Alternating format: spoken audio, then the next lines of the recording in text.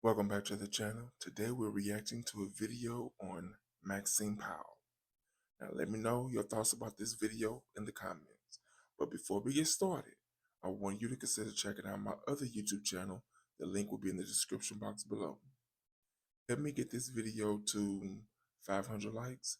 And as always, don't forget to like, share, watch more videos, and subscribe to the channel. Um, just to start off, maybe you could tell me briefly why you were hired by Berry Gordy to work with the Motown artists and what your job was.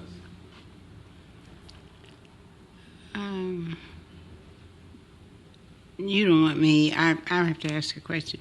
You don't want me to state my name or anything, just start We just started. to talk. Well, I had a finishing and a modeling school, and it was quite popular.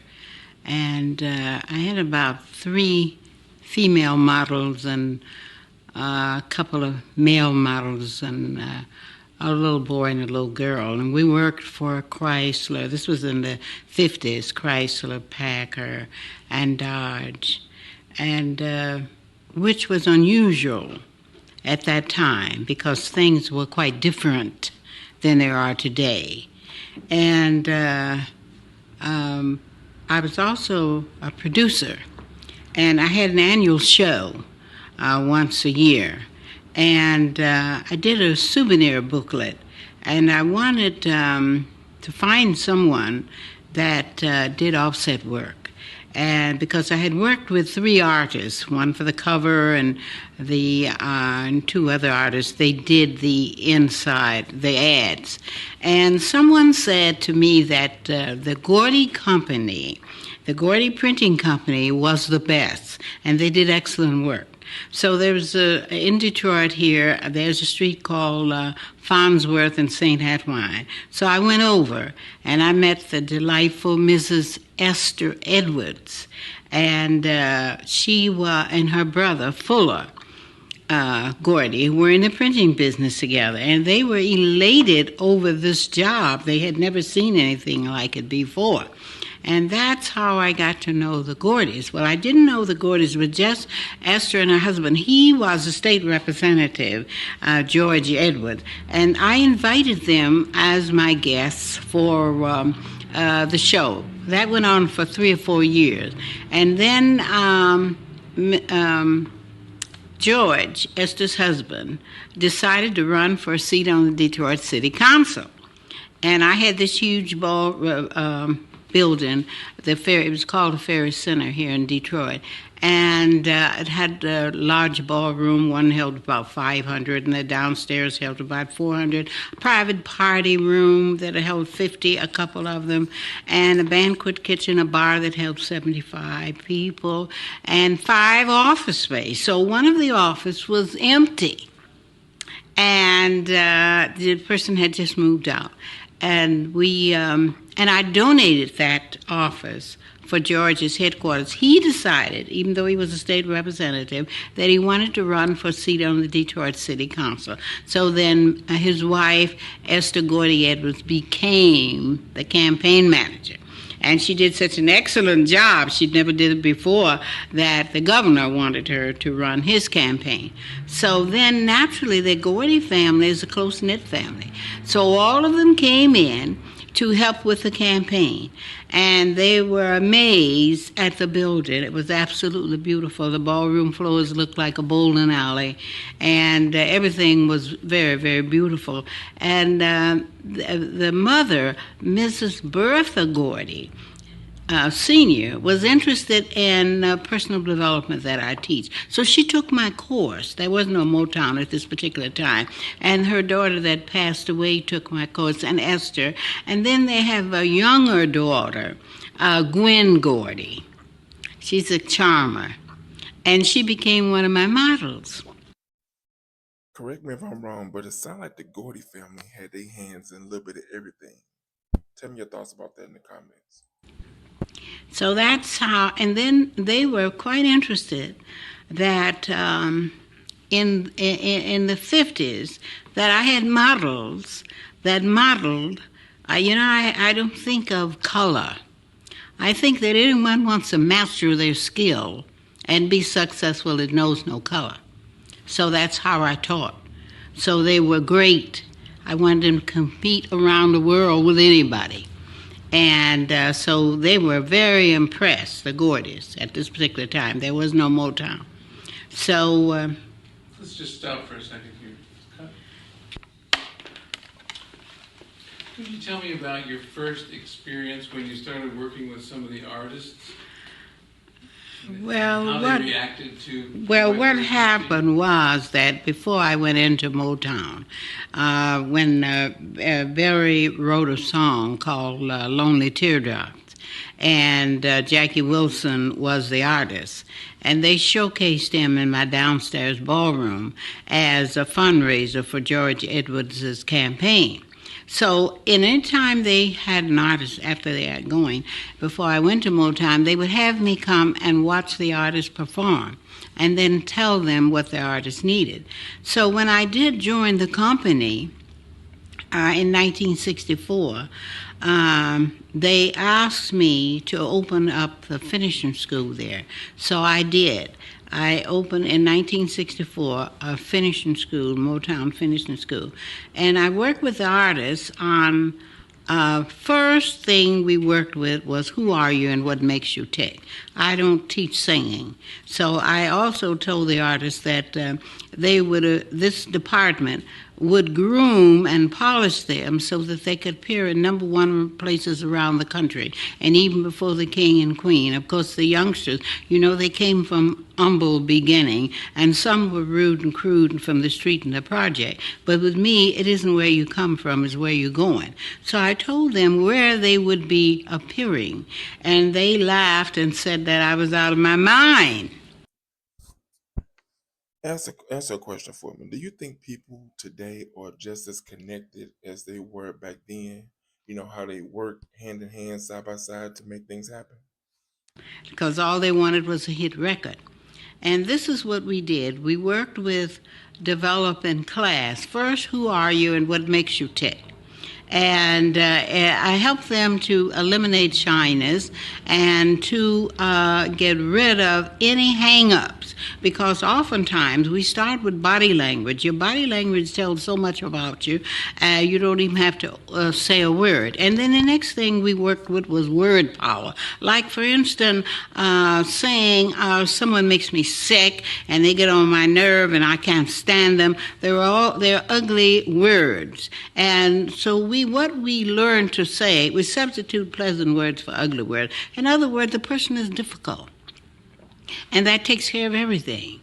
And if you use a positive word, the corners of your lips go upward, and it makes you smile. And negative words, the corners of your lips go down, such as stupid, and you're crazy, and you make me sick, and you get on my nerve, and you're the ugly one.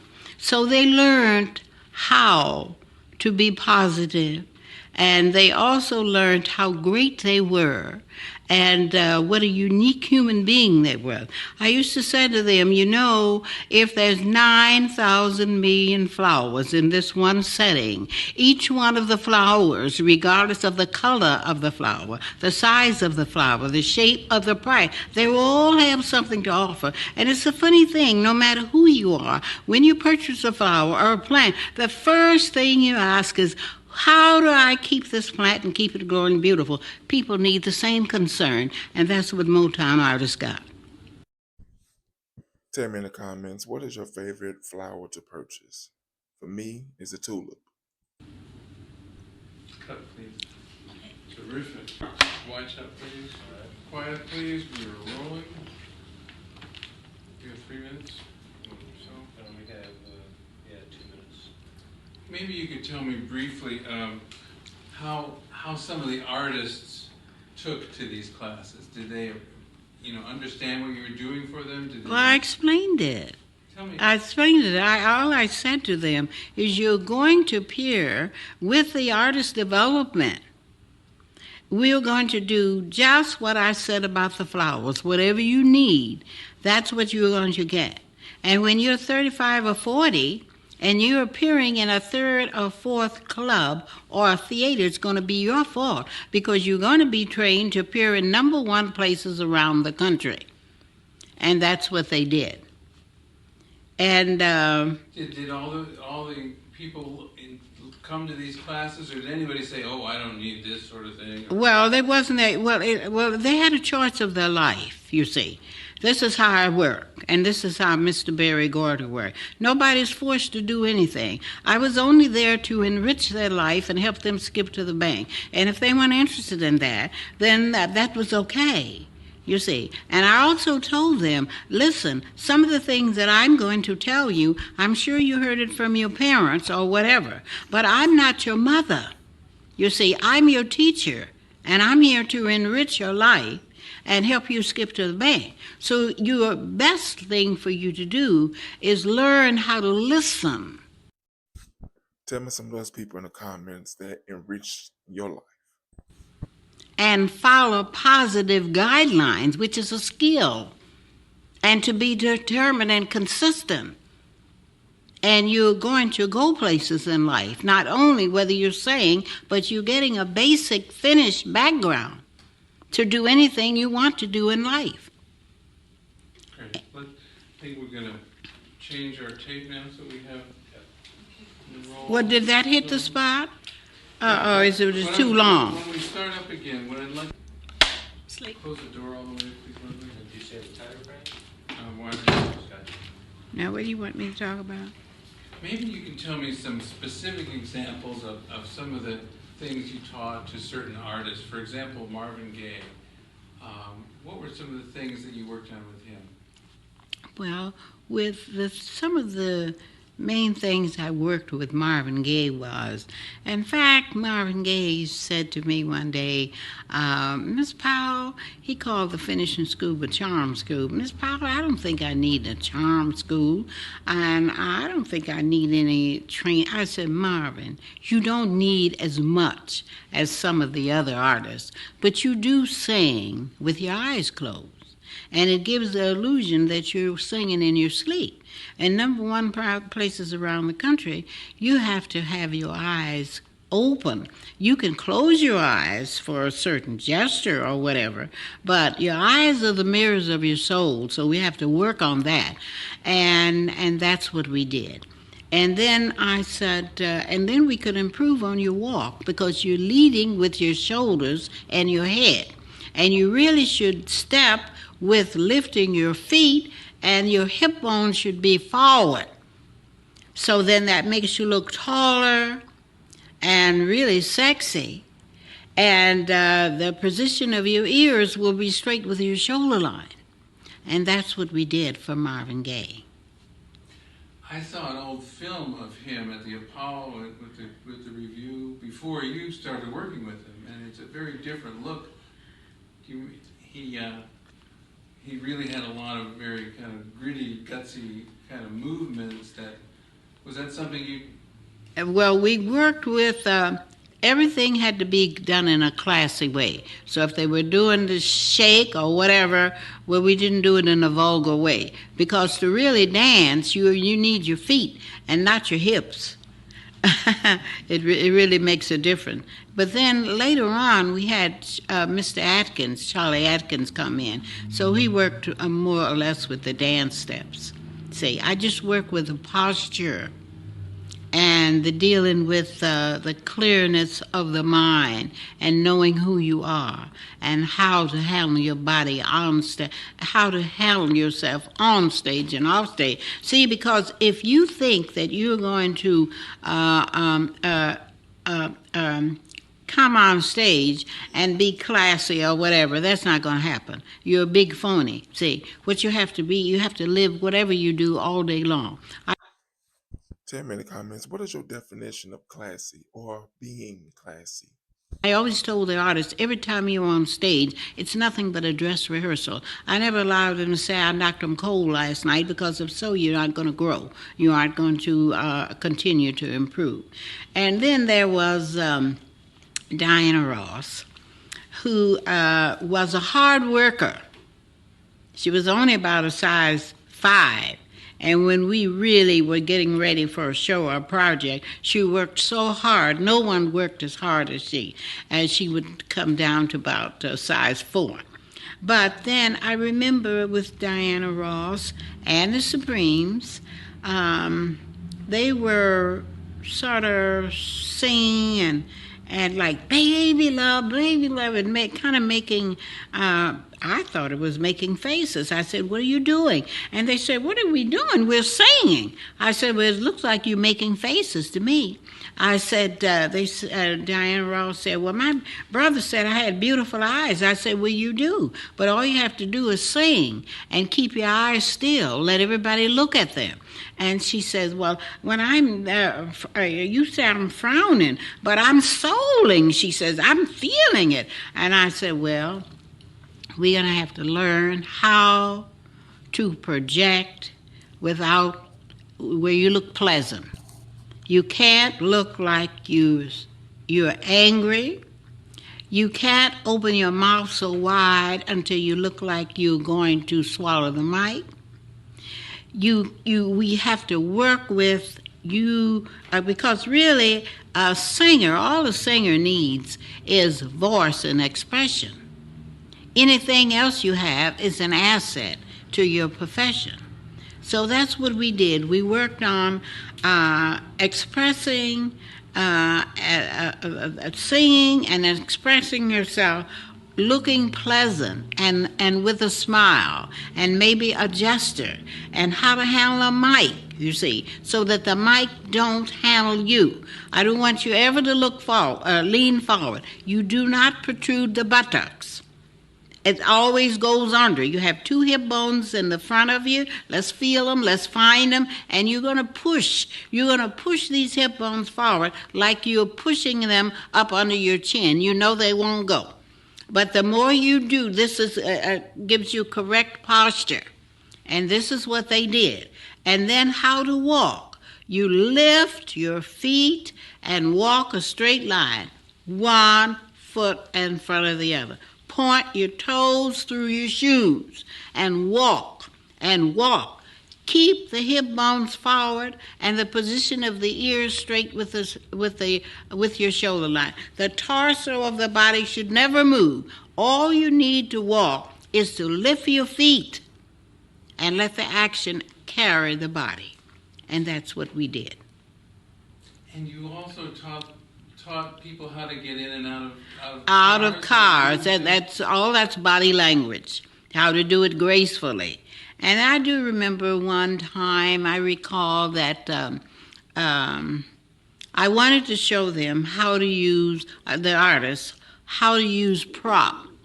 Because I know at one time or other, there would be production shows, which like Ed Sullivan or whatever. I wanted them to be prepared. And I said, well, I'm going to bring in 3 stools. And we're going to learn how to sit on a stool and how to sit on a table or piano or whatever and look graceful and beautiful. And then not only that, if you're on TV or you're on a show or in a club or wherever, there's people in front of you and on the side of you. And you have to use stage, you have to learn stage etiquette and stage technique because you can't protrude. The buttocks is not the greatest part of your body. So you don't want to protrude it because you're sending the wrong message. And the girls said, a bar stool? Well, I don't know why we should learn to sit on a bar stool. We don't go to bars. We don't even drink. I said, for your performance. You have to learn how to use all types of prop. And that's what we did. So now Mrs.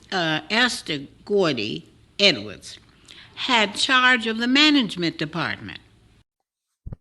At what age should they start teaching proper etiquette? Let me know in the comments. And she did an excellent job. So about a month later or 2 months later, they had this appearance on the Mike Douglas show. And there he had 3 stools. And they were elated that they knew how to use the stool, because you never allow the buttocks to hang over the stool. You slide down on the base of your spine. You see, so it makes a whole different ball game. And then that of 2 pushes the hip bone forward, and you're slanted, and so you're not leaning forward, so that your eyes show. And then and that's a practice. See, it's an exercise. You have to practice and practice and practice and practice. It's an exercise so that it becomes a part of you. Terrific. Go to the close, please. Tell me about when the Supremes played the Copacabana. That must have been very special. You went with them, and tell me about that. Well, now at the Copacabana, now at in the studio at Artist Development, don't forget that we had Harvey Fuqua was our producer. I must bring that in, of Artist Development. And Maurice King was the band leader, music controller, and the musical director. He would go on the road, and he also was the vocal instructor and arranger. And then we had a person by the name of Johnny Allen. He played the piano, and he was the arranger. Then later on, Mr. Atkins, Charlie Atkins, came, who worked with the dance steps, and both of those men were very classy men. So you see, we taught class all the way through Artist Development. Was there something special you needed to teach in order to perform at a place like the Copa? Well, not the Copa, they were taught to perform anywhere. Say, at the at the Howard Theater or wherever. You don't go and perform. Now, now there was a special show that they put together. Well, I had nothing to do with that. That was Barry and Maurice King or whoever, you see. So, but as far as their performance of behavior, of body language, that was something that they learned and they did wherever they went, wherever. But we worked very hard for the Copa, because when we felt that we had the artists ready for national exposure, the Copacabana was the place that we showcased them, you see. So naturally I was with them as the finishing instructor. I taught them night and day. I worked for the company. I represented myself as a finishing instructor, and then I represented the company, and naturally I represented the artists. So, please tell me your thoughts about this video in the comments. And as always, don't forget to like, share, watch more videos, and subscribe to the channel.